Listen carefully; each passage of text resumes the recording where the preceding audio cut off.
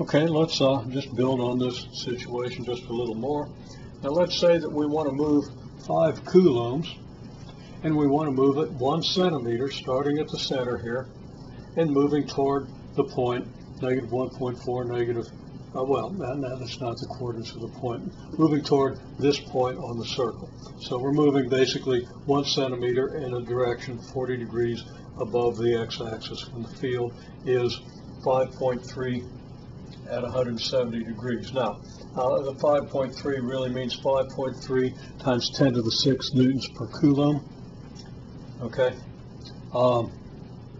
and we maybe should have noted that previously, but in any case, we have that result.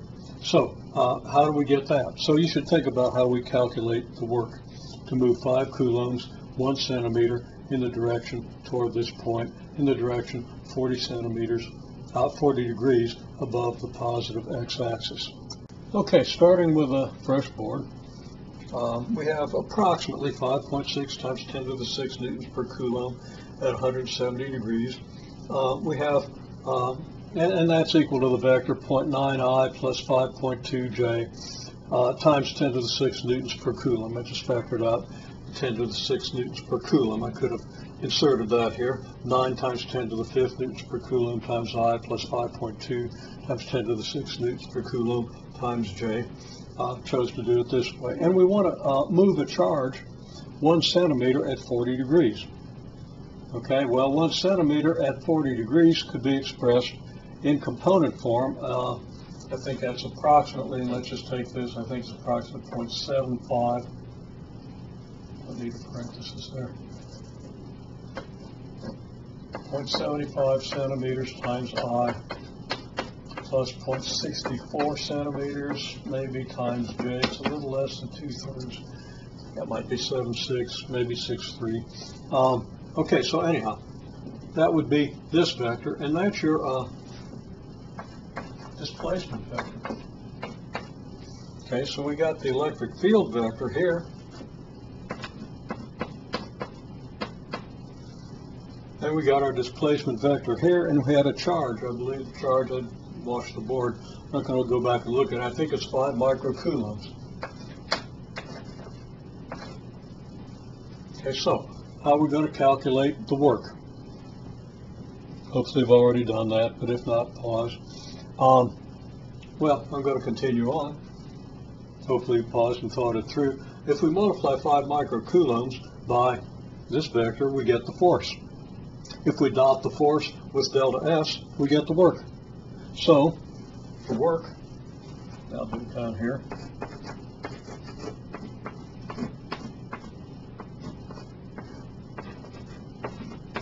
Dot product of the force with delta X. Because the force is not in the force, which will be down in this direction, is not in the direction of our displacement. We're going to the work is going to be determined by the component of the force parallel to the displacement, which is going to be a force in this direction multiplied by the displacement. So we're going to get a negative work. That's going to come out of our calculation, and it's pretty clear that the displacement is going to be opposite the direction of the force if we have a positive charge. Okay, so we have a plus 5 microcoulomb charge. Force is, well, charge times the electric field, something we should be very familiar with. So we're going to multiply that by this. Well, we're going to have 5 times 0.9 is 4.5, but it's 4.5 micros. Micro matches up with the 10 to the 6, and we see that we're just going to have 4.5 newtons times I.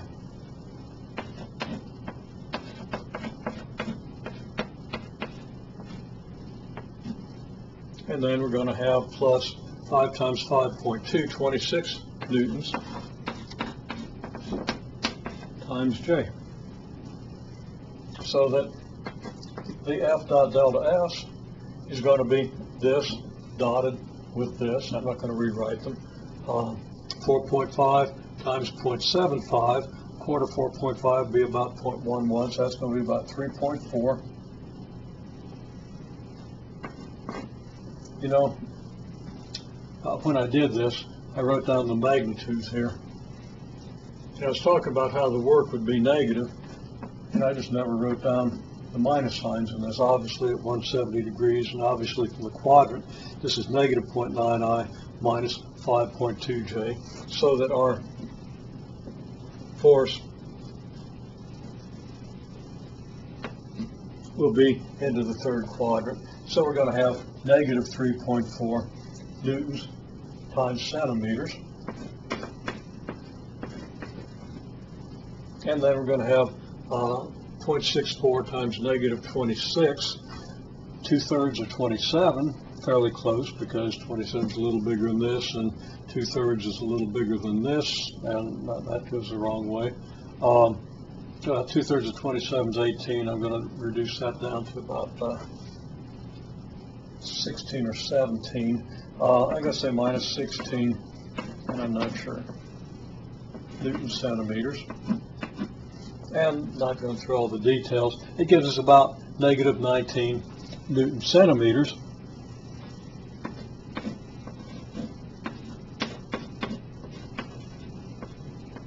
Which is negative 0.19 Newton meters, or negative 0.19 joules. That's a fairly typical calculation that I might well ask you to do having an electric field. Now, this isn't exact. This is an approximate result because the electric field is going to change over that 1 centimeter. Now, we have a circle. Remember, this came about in a circle of radius 10 centimeters. So 1 centimeter from the center isn't very far. We don't expect the field to change by a huge amount, but it could change significantly enough to change this by 10% or something. So let's actually go ahead and figure out what the result ought to be. And we can figure that out. Well, maybe we're not going to do the details of figuring out, but we'll talk about how to figure it out using the idea of electrostatic potential.